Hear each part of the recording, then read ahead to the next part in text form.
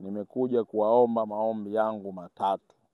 Ombi la kwanza, nimekuja kuwaomba Oktoba 29 tuende tukampigie kura Daktari Samia Suluhu Hassan kwenye nafasi ya uraisi.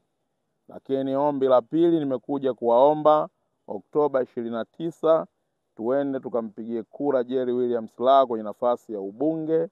Ombi langu la tatu, nimekuja kuwaomba tarehe Oktoba 29 muende mkanipigie kura za ndio kwenye nafasi ya udiwani.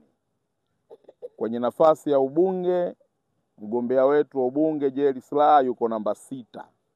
Ukianda pale namba 6 utakuta kuna nembo ya Chama cha Mapinduzi, kuna picha ya mbunge, kuna kiboksi, kisanduku cha kwenda kutia tiki. Lakini kwenye nafasi ya uraisi, jina liko namba 1. Ataanza nembo ya Chama cha Mapinduzi, atakuja mgombea mwenza, atafuatia mgombea uraisi na kiboksi mbele cha kutia tiki. Lakini kwenye nafasi ya udiwani, mgombea niko peke yangu.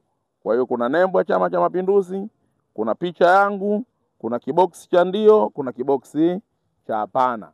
Kwa hiyo sisi kiboksi cha kwanza unatia tiki ya vema kwa maana ya kiboksi cha ndio. Lakini mimi natambua kura ni imani, na imani inalipo kwa imani, vitendo na matendo.